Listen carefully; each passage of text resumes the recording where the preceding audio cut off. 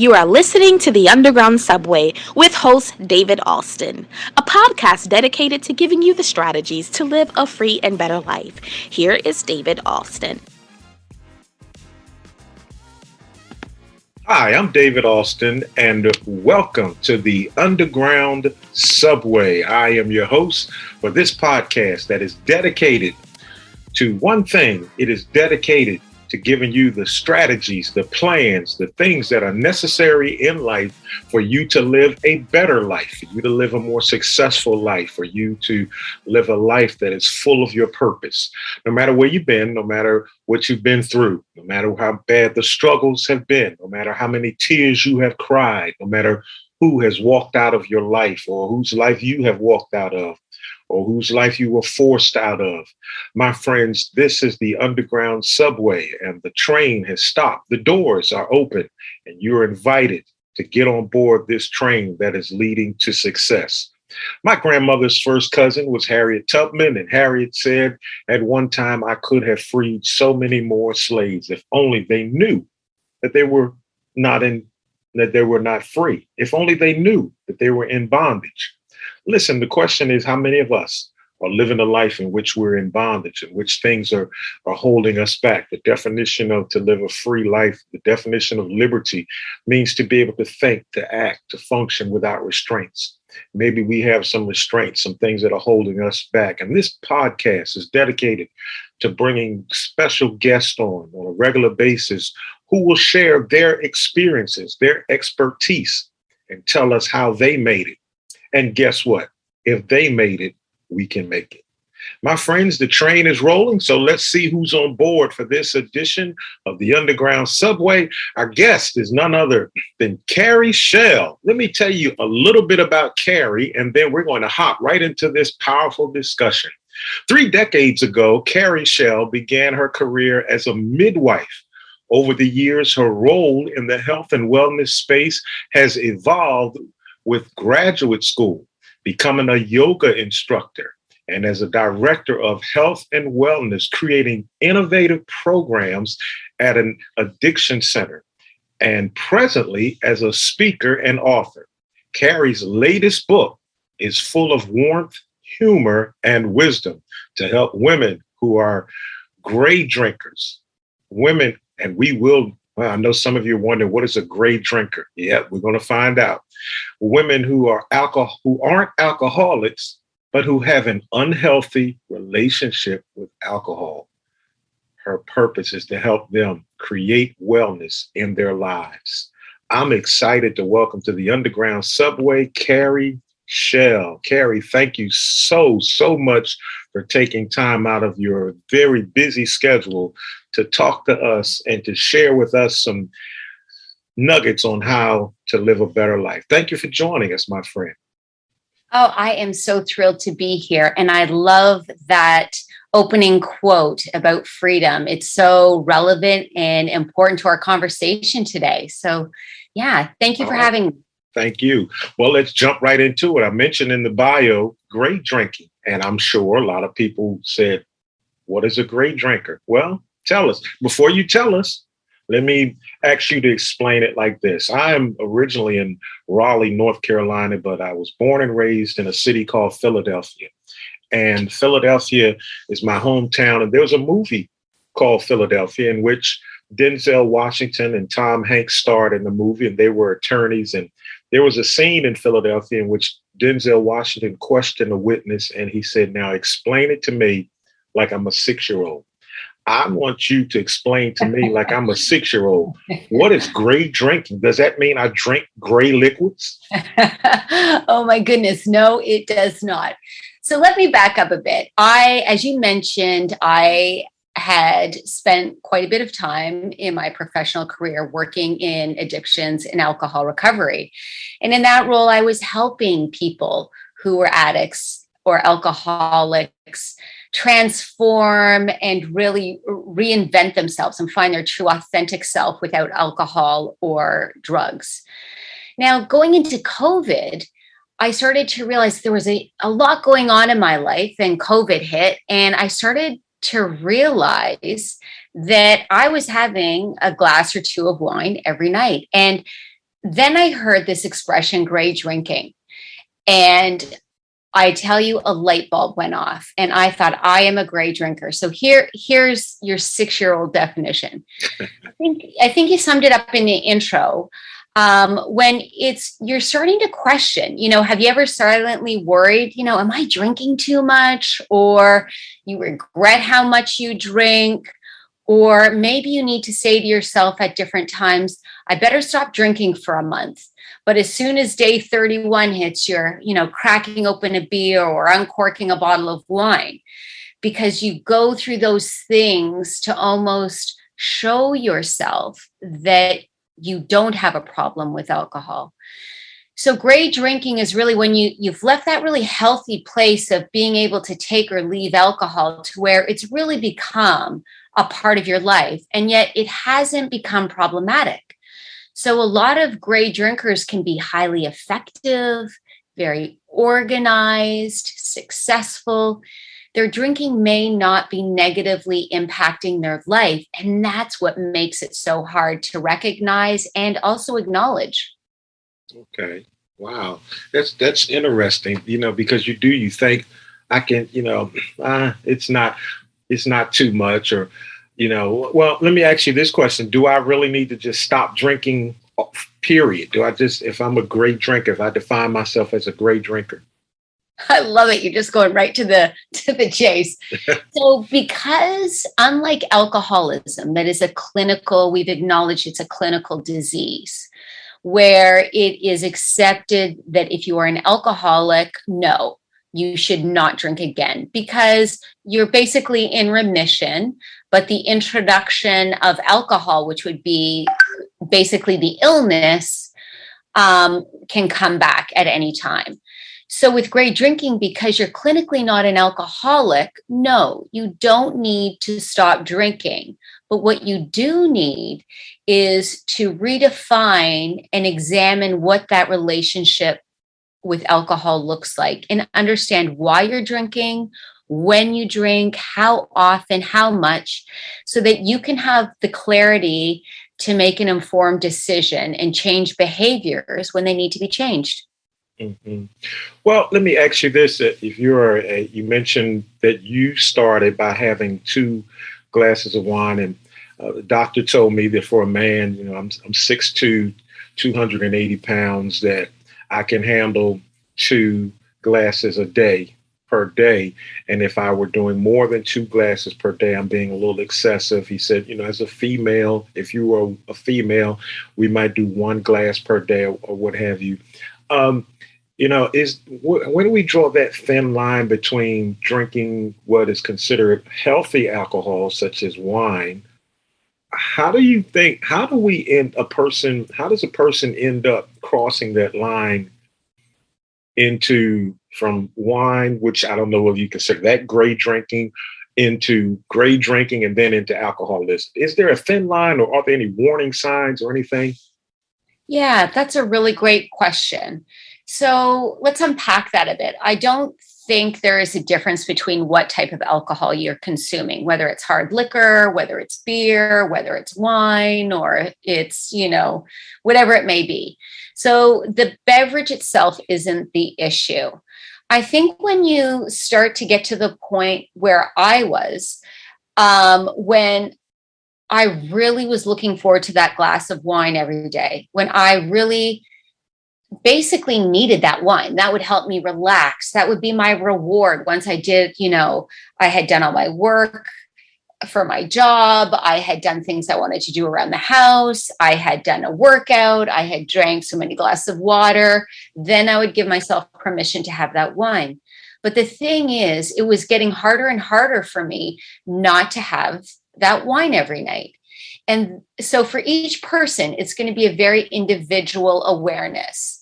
And I think these little intuitive cues that we get, where we'll ricochet between thinking, this could be a problem, and then bouncing back It's like the angel and the devil on the shoulder and Looney Tunes. And then the devil's saying, what are you talking about? All your friends drink this much. We all drink this much. So it's Right. you don't have a problem. And that's what's so insidious about great drinking, is that really the threshold or the benchmark, if you will, of how much alcohol we consume in general has really increased. So before, it may have been 1 or 2 drinks a night. Our grandparents may have had a cocktail before dinner and a glass of wine. I'm just using that as a random example. But now I know in my social circles, it was we would rarely get together, no matter what it was, without alcohol being involved. Whether it was, we would go for a hike and then afterwards we'd have a drink. We would get together for dinner and we'd have lots of wine or other drinks. Alcohol was always in the mix, lunch with friends, brunches, and it was getting increasingly hard not to have alcohol present, nor did I want alcohol not to be present, to be honest with you. And it's really hard because you'll go to a friend and you'll say, do you think I'm drinking too much? And because they're drinking as much as you are, of course, the answer is no. And so it gets very challenging to find a great guide and to help us navigate what is the right amount. Now, sorry, I'm talking a lot. In terms of the alcoholism, usually what I have found in my work in the field is that usually there can be some sort of underlying trauma, abuse, some sort of mental illness. There's usually something quite significant and profound that has happened or is happening in one's life that will really make them cross that line. And again, that's what makes great drinkers. So it seems so normal because, as you say, you have 2 drinks a day, you're a big guy. It's not a big deal for you. And for the alcoholic, it's a different thing. They're really using the alcohol to mask things, escape, help them deal with trauma, loss, abuse, that sort of thing. Scenario. I hope I'm not going into left field. I don't think I am, but if I've crossed the line, not to where I've become an alcoholic, but you cross the line to the point where you are not just a wine drinker of a glass of wine a day or a glass of wine once a week or whatever. Now you're starting to, I guess a proper term is, dibble and dabble more into harder alcoholic beverages on a regular basis. Now you've developed a bar at the house, so to speak. Mm-hmm. And all of a sudden you have the strength and you say, you know what? I noticed that I've gone a little too far. Every time I go out with my friends or whenever, I have a drink. Some of the local, I don't want to call a name and give them any free advertisement, but right. There's certain chains that have a bar and they'll have a $5 drink that, it's not it may taste like a Kool-Aid, but it's alcoholic beverage and you're drinking that. And all of a sudden you decide, enough. I want to I need to cut back. I'll stick with the wine, but the heavy alcoholic drinks, the cocktails, the margaritas, all of these, I'm cutting that out. Now you go to a function where you have your friends or coworkers or whatever, and all of them are drinking. What do you do when you're sitting there thinking, I don't want to feel like I'm a square peg amongst a bunch of round pegs? I don't know whether I'm asking the question correctly. I want to fit in, but I also don't want to hurt myself by engaging in something that I said I need to stop with. Right. So in those situations, for a lot of people, it is public perception in terms of, I get it. You don't want to be the one there sitting without a drink in your hand, because then that brings on a lot of questions. Hey, David, why aren't you having a drink tonight? Come on, you usually have a drink and blah. Right. The barrage of questions and then, oh, come on, the encouragement and that sort of thing. So I think initially what I like to encourage people to do is do a 10-day reset where you initially do 10 days without drinking. And you do a lot of reflection about how are you feeling, because you're going to feel a lot of different things. You're going to feel angsty before you even start the 10 days. You're going to be worrying about, if you're starting on a Monday, on the Sunday night, you're thinking, oh man, I'm really going to want to have a glass of wine tomorrow night, or whatever the drink may be. But you go through the 10 days, and 10 days will give you some clarity. So that will help really empower you to live through the decision you choose to do. So when you're in those social settings, you don't have to announce it. Just get it, just have a drink in your hand that looks like if you want to have that, just have that, a glass of water with lime, so it looks like a cocktail. And you just don't need to advertise it, because initially, until you are really comfortable in your own skin and owning that, hey, actually, no, I'm good, I don't need that drink, it will be uncomfortable. You will feel as though people are aware that you're not drinking. But to tell you the truth, they probably aren't. Those are our own insecurities creeping up on us. But until you have that comfort, my recommendation is really, in social settings, I wouldn't announce it, and I would just kind of carry on. However, if it's really hard, then maybe for the first little bit, you are going to back away from those situations, so that you're not putting yourself in a position where you're going to be regretting drinking when you've told yourself you won't. Mm-hmm. That's good. That's a wonderful answer. I'm reading your bio and listening to some of your stories. And is there a difference, or I'm not going to say is there, talk to us about the difference, because in your bio, your focus is dealing toward women that are great drinkers. What is the difference between the male drinker and the woman drinker? And is there a difference, and why do you gravitate toward the women drinkers more so than the men? Yeah. Great questions. Again, I love these questions. So for me, I don't think there is a difference between the male drinker and the female drinker. The difference would be, we could break it down and say, if we wanted to look at the research, that men drink this way, women drink that way. But in general, if you're drinking alcohol more than you're feeling good about, and I think you'll have that intuitive sense. We all have that inner guide in us. And when that little inner guide starts calling you and saying, hey, maybe you need to back off, or hey, maybe you need to stop for a bit so you can actually have some clarity and perspective, then we need to listen to it. So no, in general, I don't think there's a difference. I do think that the challenges and stressors men and women are equal, but I think they're different. I do think they're different. I think women, especially when you become a mother, and whether you're a working mom or you're a full-time mom at home, I think there is a difference with women. And even if you're not a mom and you're in the workplace, women have different challenges. So even though the pressures, we all have pressures and stressors, I feel like those challenges that women face, I'm really aware of.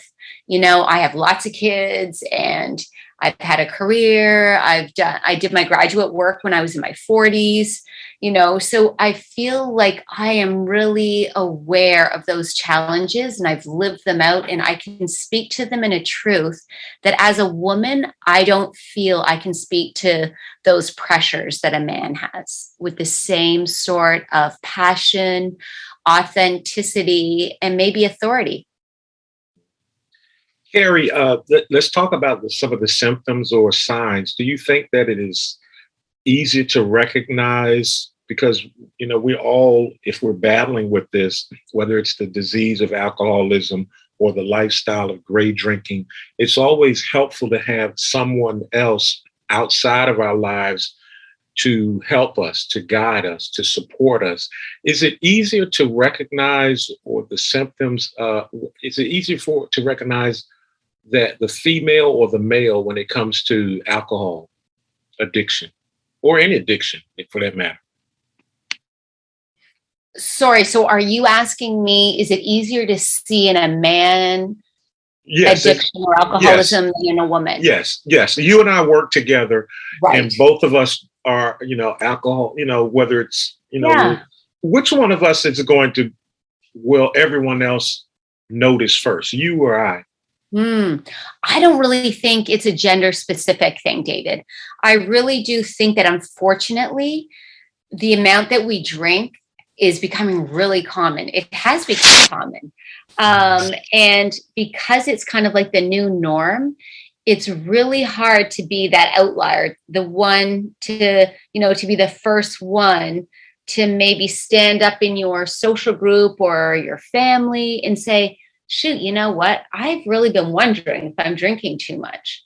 Now, how we notice those things, I'll tell you for me personally, it was at the point when I would be very aware. So white wine was the drink I love. And I would be very aware of how much wine I always had in my house. And I'd always be aware, oh, do I need to pop out and get a bottle for this evening? And it's not that I was drunk, Mm-hmm. but it would be the kind of thing that at the end of the day, maybe I would open a bottle of wine while I was cooking dinner and have a glass of wine. Then I might have a glass of wine with my dinner. And then maybe an hour or so later, with a book, have another glass of wine. Now, this might happen over the course of 6 or 7 hours. And so I wasn't intoxicated. But when I would stop and think, like, boy, I just drank 3/4 of a bottle of wine. I didn't even realize it. Right. And that was happening more and more frequently. And I was starting to get concerned. And I did have a little voice in my head that would say, oh, maybe don't.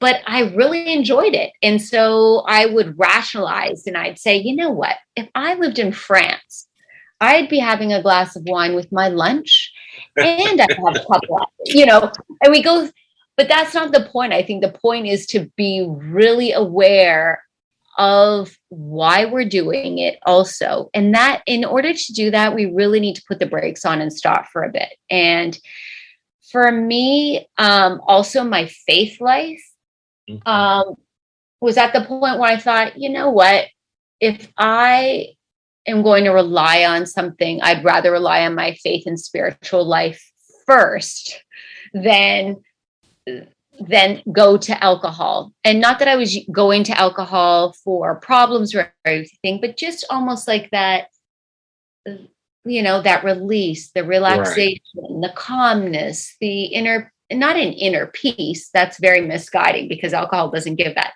But I just decided, and that was really the ultimate trigger for me, that I thought, I want to be a woman of integrity that lives by the things I say. And that was the ultimate thing that led me to really be open and honest about all this.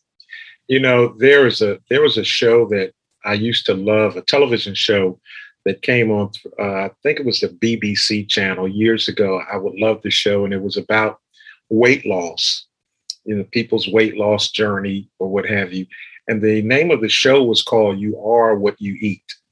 And it was very fascinating because what would happen, how the show would start is the lady that was, actually helping individuals with their weight loss journey would have them write down on a piece of paper everything that they ate during that entire week.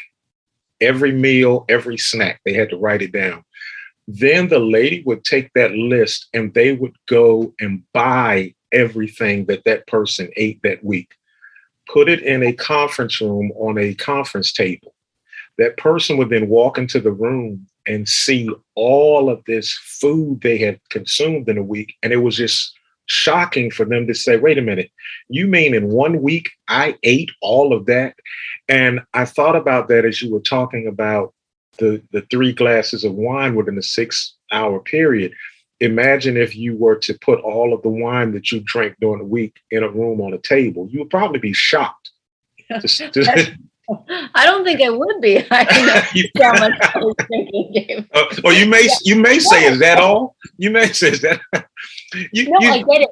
And I think eating is an amazing comparison because listen, over 50% of us are obese now, right? Right. So we are going to outside things to fill us up. And, not to get too off topic, but I think that for a lot of people, our connection to our spiritual life has really been dampened or eliminated.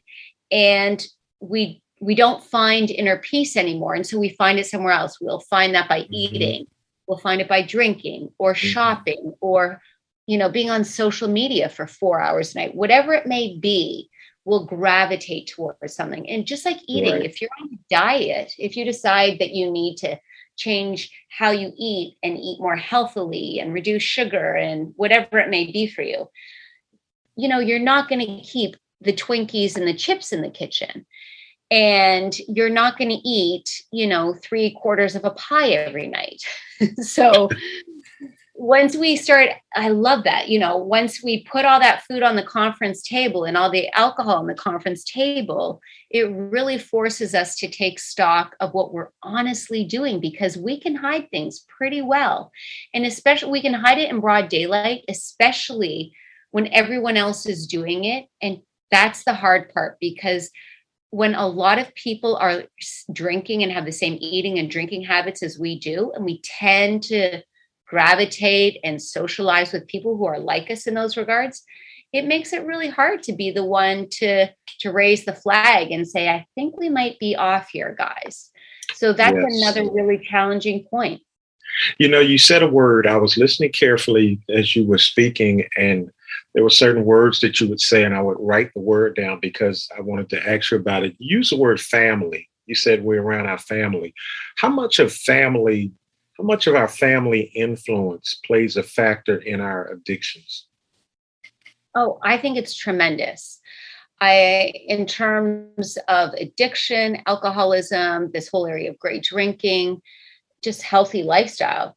I come from a family where there was alcoholism and there was addiction in this, and it wasn't, I'm just trying to portray it correctly. Drinking was always around. It was always present. Not that my younger brother, when our family got divorced when we were young, he was 13, he had his first glass of wine and he became an alcoholic at a very young age. And then, things just progressed for him, unfortunately. And I think I come from an Irish Catholic family, very cliche, but, drinking is always part of how we would socialize, how we get together. Right. Mm-hmm. And that's something I had to own, when I would have all the kids home for Thanksgiving and Christmas and everything and the holidays, I would always have lots of food and lots of alcohol ready, because that was my way of showing I loved them. That was our way of having a good time, and we would dance and we would eat and drink, and it's very present in my family. So I think our families play a big role. I think for me, when I was younger and I would have friends whose parents never drank, that was just foreign to me. My parents would always have wine or a liqueur or have beers on a hot afternoon, that kind of thing. So family plays a very significant role. Well, in the few minutes we have left, Carrie, another word that you use quite frequently, you were talking about inner peace. There have been quite a few of my guests here in the Underground Subway that have talked about and have dealt with and this word called yoga. What is yoga? How does yoga contribute to battling our addiction as well as giving us inner peace? Yoga, meditation, because having so many guests talk about it, I've started to really get more involved in meditation, etc. Yeah. So when I was the director of health and wellness at this new addiction center that was opening up, it was a 30-day program where the clients would come in for 30 days. And I was given carte blanche to develop a program. And I knew from my graduate studies that I had done a few years before that yoga, meditation, and physical activity are actually more effective in dealing with addiction and alcoholism than, say, traditional therapies. And so I set out to develop this program.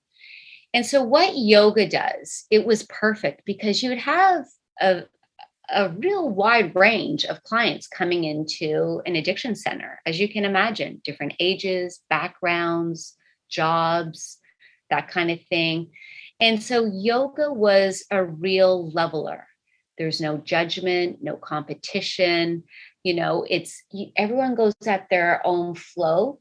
And what it does is it does a couple things. One, it allows people to reconnect with the physical body, which when you get to the point of alcoholism, or even not, even if you're just a great drinker, I'm not even going to presume that, everyone's healthy and in motion every day kind of thing. So, but yoga allows us to reconnect with the physical body. And once you ignite that spark, it really ignites a connection to our inner spirit. And the meditation portion, especially when I was working at the center, it would allow people to go through, when they were in meditation, it would allow them a safe place to explore whatever that trauma or the hurts or whatever that thing was for them.